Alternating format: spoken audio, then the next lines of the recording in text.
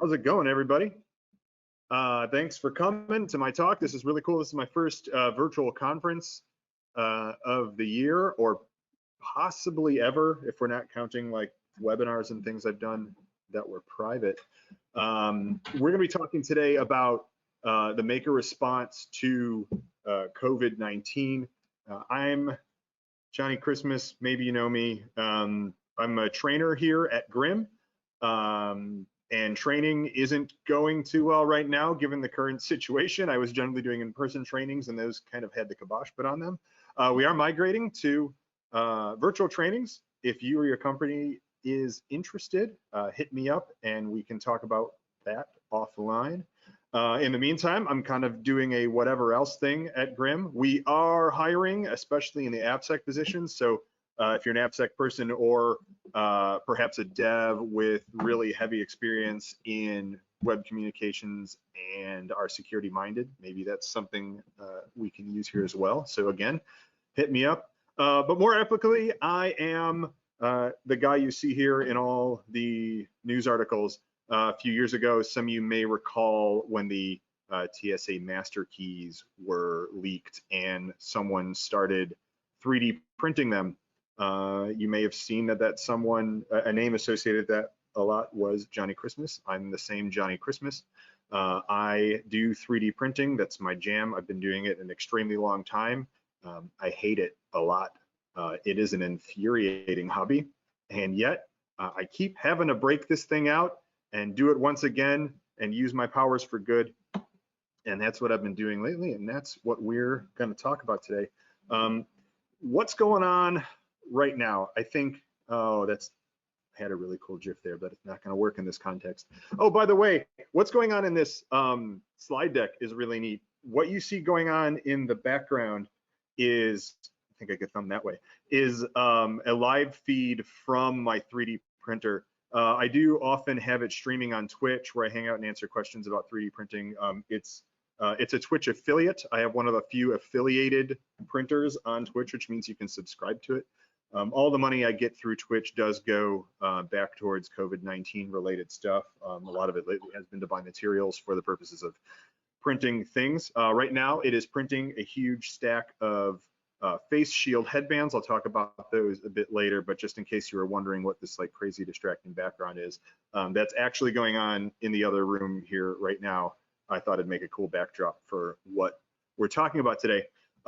What's going on right now overall in the US? I don't think I need to go into super long detail about the US's very, very poor response and poor preparation for a medical pandemic like this.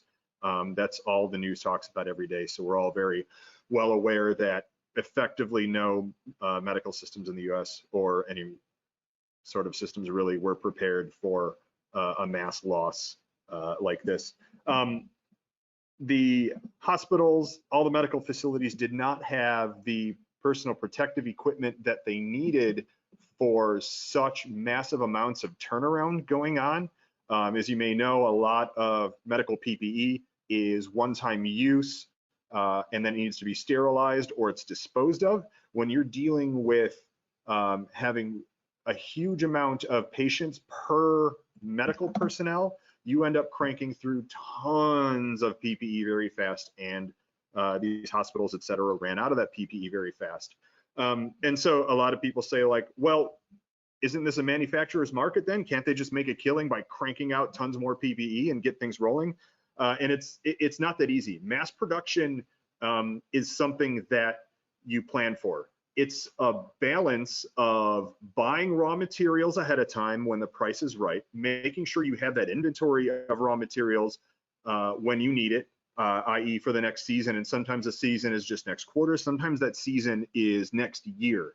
So a lot of these manufacturers can't get the raw materials they need to increase production for 3 months to a year. And they're literally sitting there with their machines off because they have nothing to feed into them. All they want to do is make PPE, and they just can't. And so that led to this kind of explosion of people in the rapid prototyping world to say, hey, what can I do to help? And rapid prototyping is the thing that you're probably most familiar with 3D printing, as you're seeing up here. There are in-home CNC machines, there are laser cutters. You've seen all this stuff. It's things where you can more or less put them in your home, depending on the size of them. There are some exceptionally large ones that are being run out of hacker spaces or R&D plants, and hit go and have it crank something out. And so, like, why was this a fallback? Why aren't we 3D printing things to begin with? Why does 3D printing fall under the realm of rapid prototyping versus production? And it's for the reasons that you can see all here. 3D printing sucks. It's great, and then it's not great at the same time.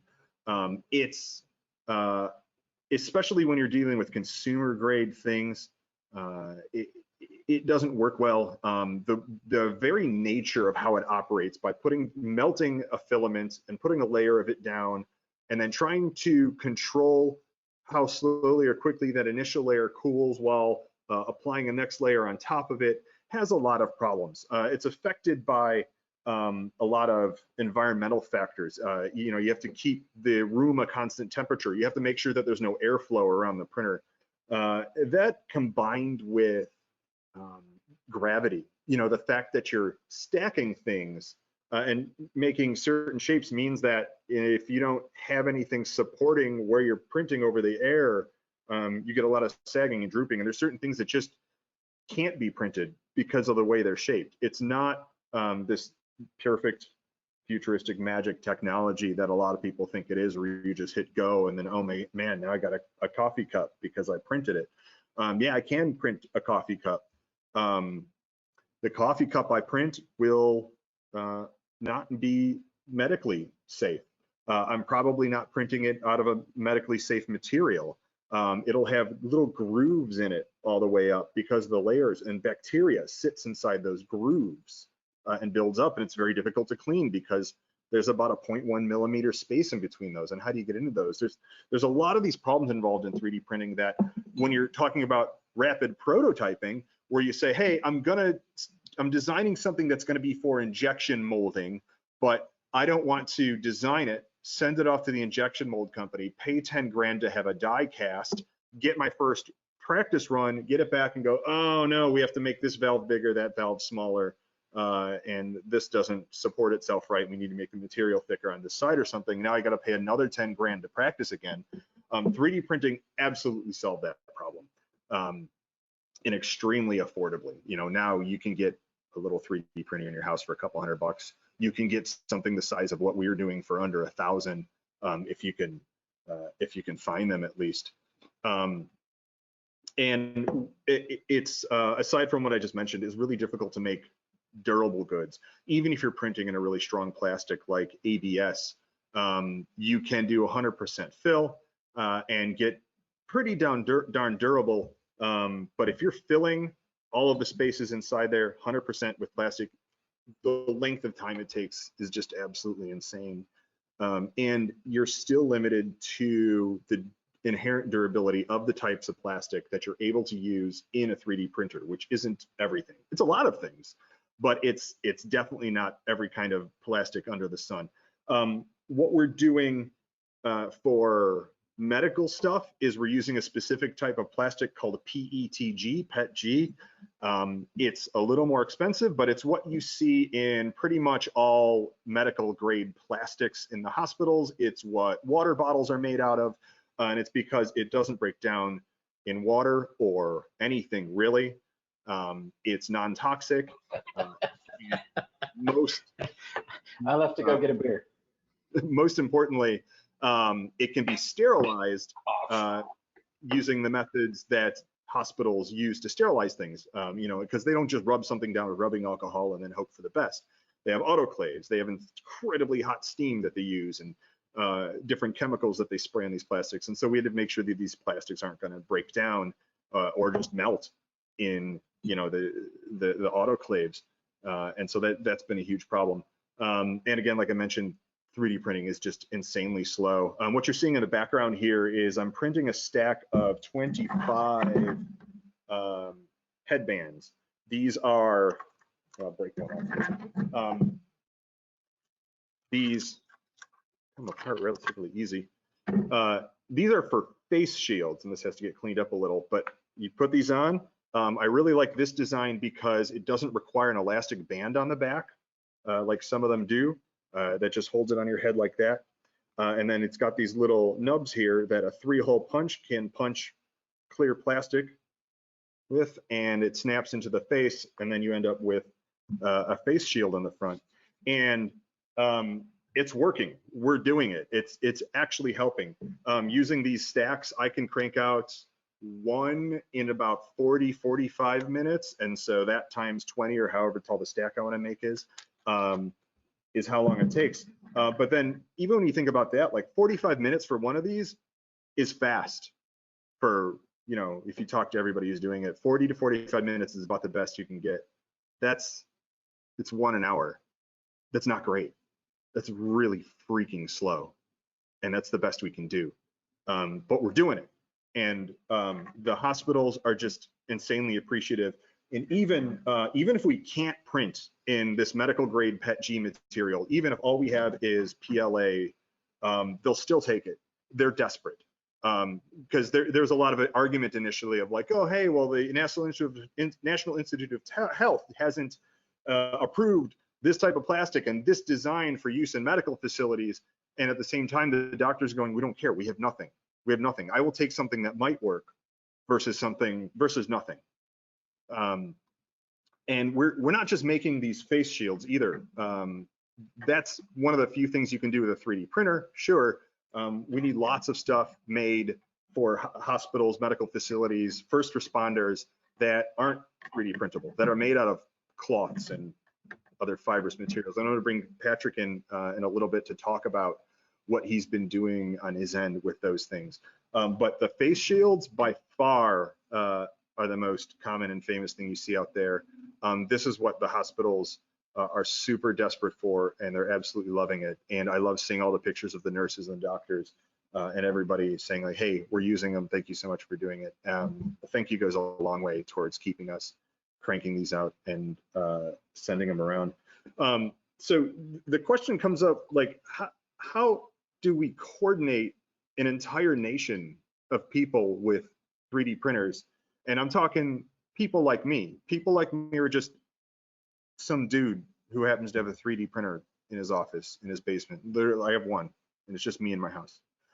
How do we get, you know, the tens of thousands of those people to all coordinate and not just say, hey, everybody, print some shields and get them to your hospital, but say, print these shields. And then when a new model of shield comes out, or a new method of designing them, when somebody goes, hey, if you stack them like this, I could turn this light down a little bit. If you stack them like this, you know, you don't have to babysit your printer so much. Things like that. How do you let everyone know? And that's been the problem. There are thousands of groups all trying to do this same level of coordination, all trying to be the one group, your central source for everything. And that unfortunately leads to this problem of diaspora, where not everyone gets communicated to, nobody knows what to do. Information goes missing because one group may have some information that another group doesn't. A trillion Slacks have been spun up, often with 20 people in them.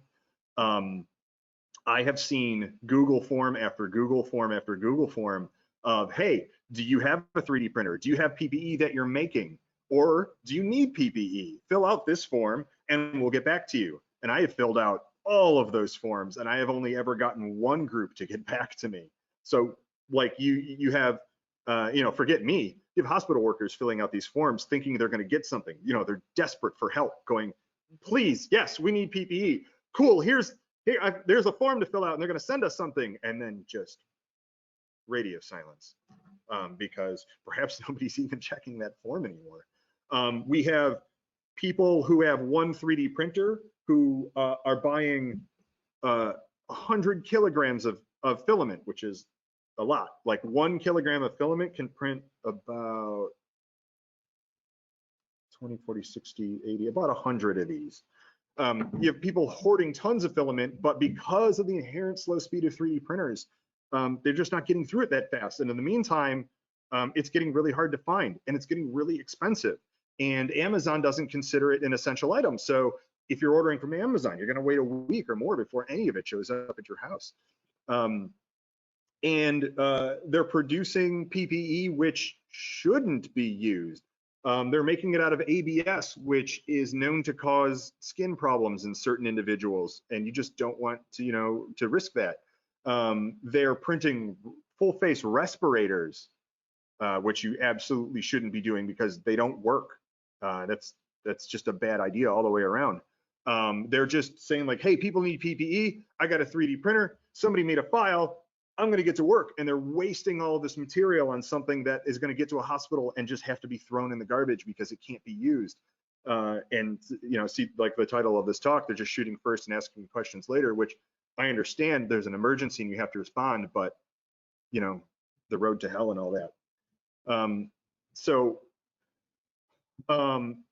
Certain groups have used their influence and their knowledge to kind of push forward and try to do what they can to get everyone coordinated and get the right information in the right hands and get things moving in a proper manner.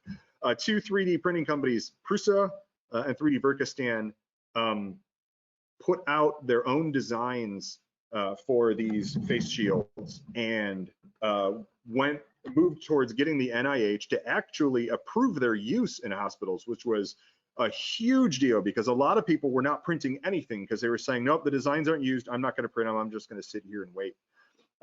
The NIH, the National Institute of Health, has been certifying designs for use and has gone as far to actually stand up a 3D printing design repo on their website where they're saying, hey, here's designs for PPE that people have created. And I'll show you those in a bit, where they go as far as saying like, we have certified these designs. We haven't certified these designs. That just means we haven't gotten to it yet. It doesn't mean that they're not useful. So still take a look at them. People have finally gotten around to making concise, shareable PDFs and infograms or infographics that have the information you need in them. And again, I'll have a lot of links to this stuff towards the end. That have information where you can just say, look at it and you go, cool, got it, I'm going to get to work. They realize like that's what the internet needs. That's the way social media works now. It's all about, can you share one image with me that's going to give me all the info I need because I'm not going to read anymore. That's been especially useful in the non-nerd space. The people who are making stuff that isn't just to throw it at a computer and tell the computer to do it.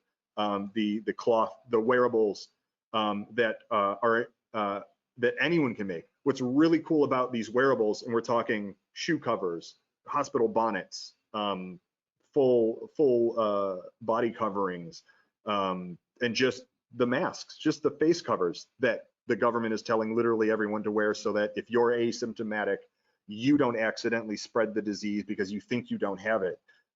Those things, real easy for anyone relatively to make.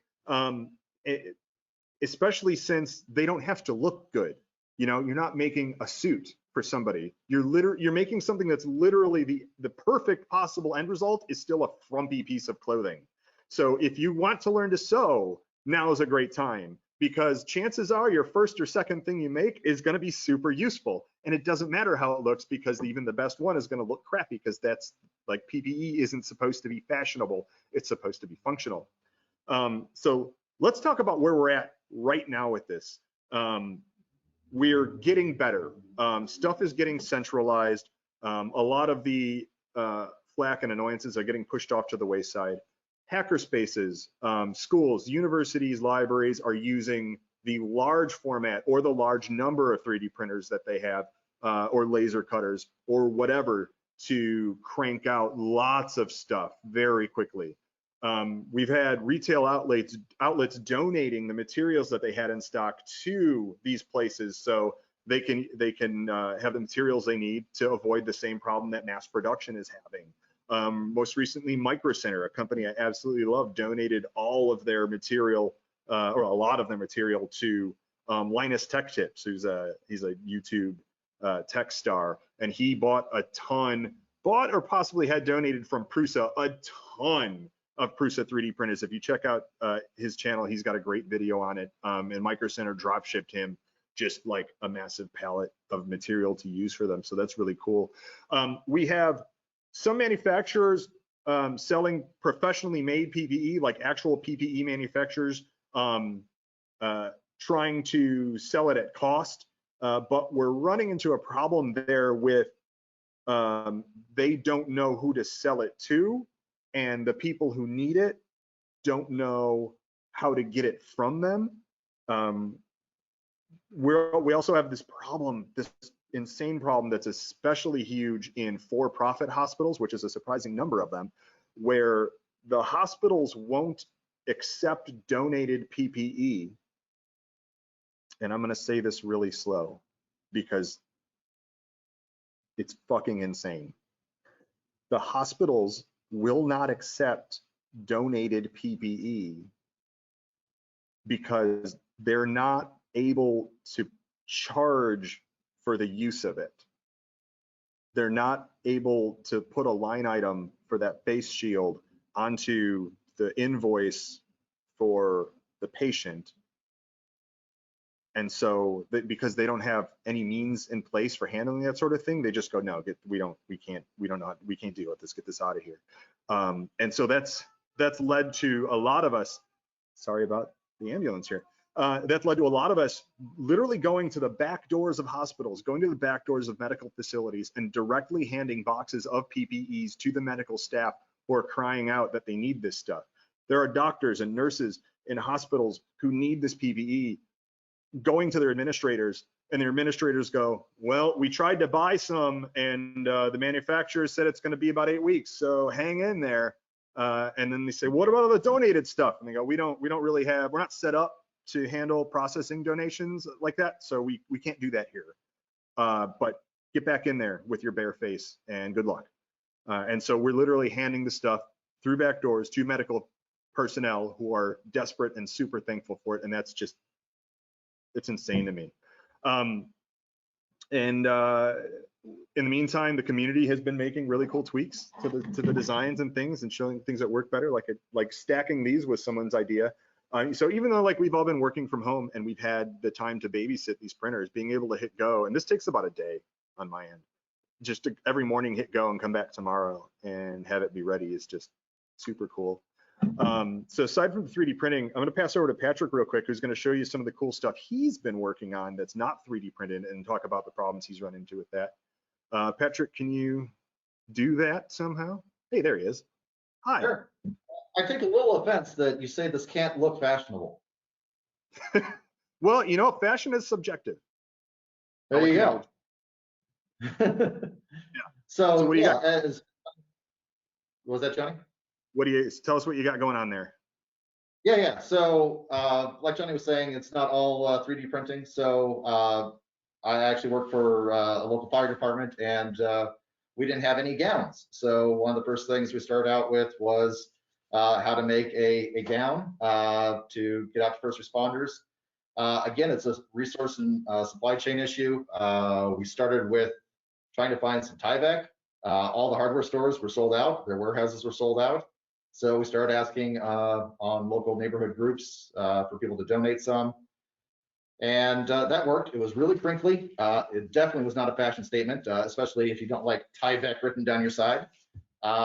We then moved on to temp material. So this is ripstop nylon. It's a lot nicer. And we actually had some hoods on them. We worked with a local clothing manufacturer, and they developed a design for us that we can then share out. So they helped us make some improvements. Then, as Johnny mentioned, there's also the caps, the surgical caps, which are nice. And then, masks are definitely one of the first and easy things that people can make. Though, again, supply chain is interesting. Elastic is getting hard to find.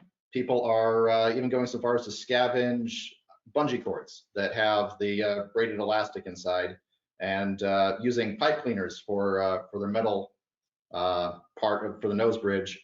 Again, more manufacturers are starting to pitch in and starting to get a little coordinated. I saw a post just yesterday that One of the aerospace manufacturers is actually shipping out free nose bridges to people sewing masks. So some of it is coming along, but that coordination part is definitely the big stumbling block. The other, Johnny's working on 3D printing stuff. I also found plans for doing it with a laser cutter for making the face shields. I will start printing those as soon as the PETG shows up. But again, finding sheets of PETG is hard. All the local manufacturers that make that kind of thing are sold out. Their warehouses are empty.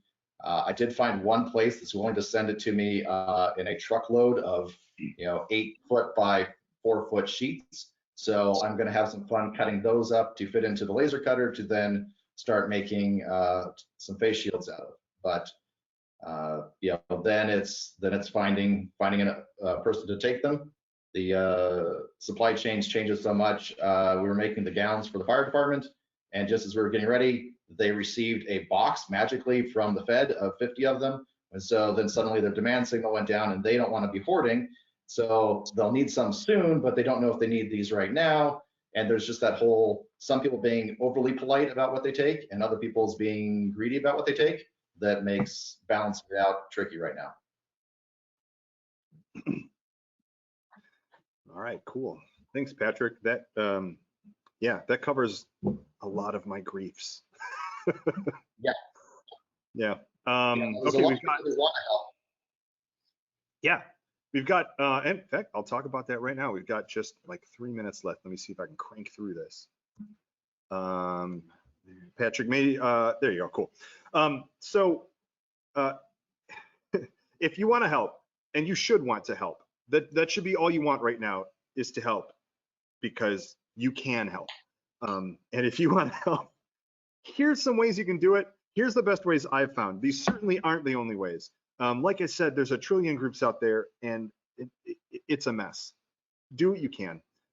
Get Us PPE, the hashtag Get Us PPE on Twitter has been really good, and they're at getusppe.org. They're the only place that I've seen consistently responding to their not only their requests for, like, if you need PPE, but also they're the ones who get back to me when I say, hey, I have PPE. They set me up with local groups who are doing pickups. Someone comes to my house and picks up just these bands, and they take them to someone else who only has the material to cut the face shields, the actual clear plastic, and they cut the face shields and snap them into the bands, and then someone picks it up from them and takes it to a hospital nearby.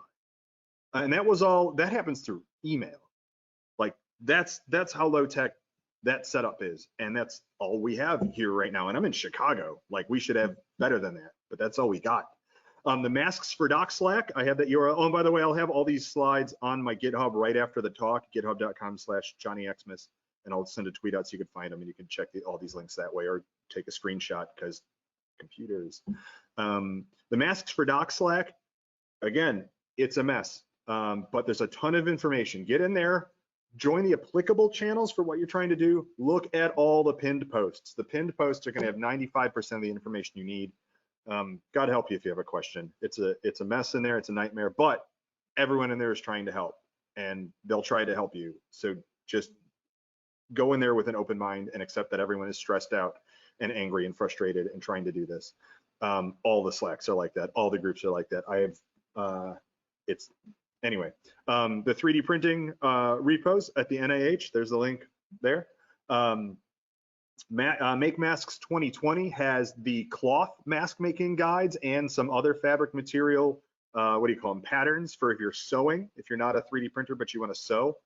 You can use for the mask coverings that literally everyone on earth needs, like the retail workers near you even need these masks. You can make them out of t-shirts, pending there's a little bit of stretchiness to them. Like, you have materials in your house probably that you can make these out of. All you need is the patterns, some scissors, and some in a sewing kit. And then failing that, like, get on the horn, ask around the community, check for your local community Reddit groups, the neighbor apps that are out there. Do you have a hackerspace nearby? You might be the one who has to jumpstart this thing in your community. It might be you who has to start coordinating these people. I guarantee you there's tons of people around your community who want to help, who just, like, nobody's bothered to jumpstart it, especially if you're not in a huge city like I am. If you're in a small town, like your small town probably still has a hospital nearby who needs stuff, Your small town probably has a general store that with people who need masks. You might have to do a little work.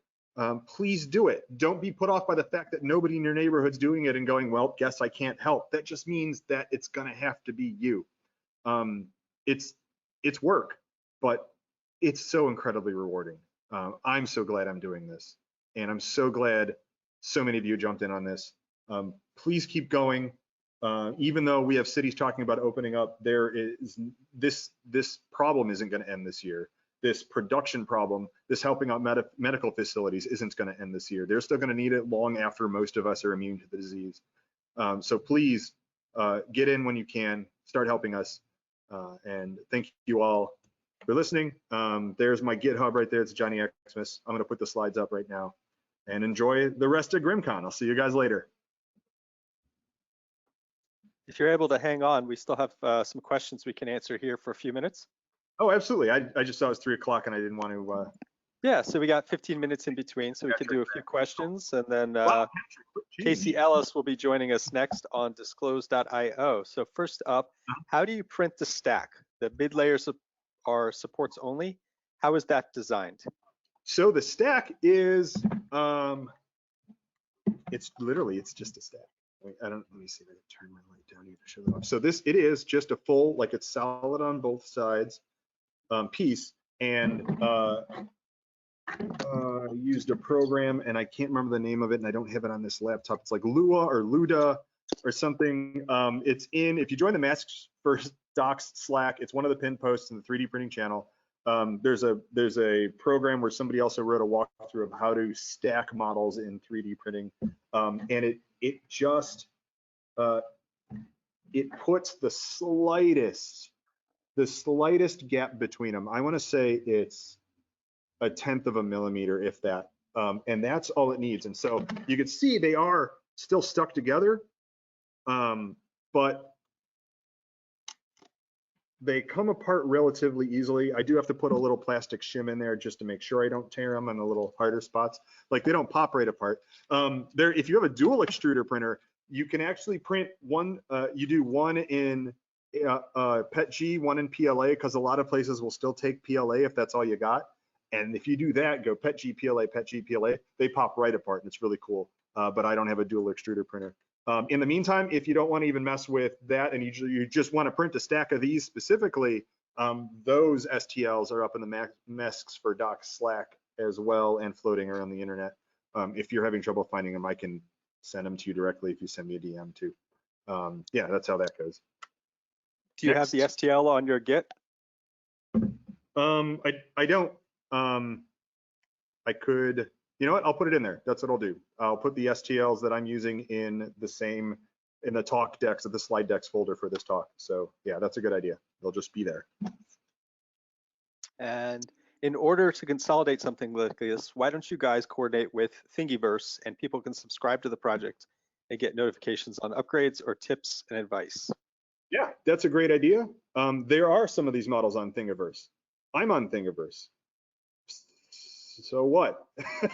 That's the problem, is not everyone is on Thingiverse, and then when something is on Thingiverse, how do you let the entire planet know that this is the place to go for this information?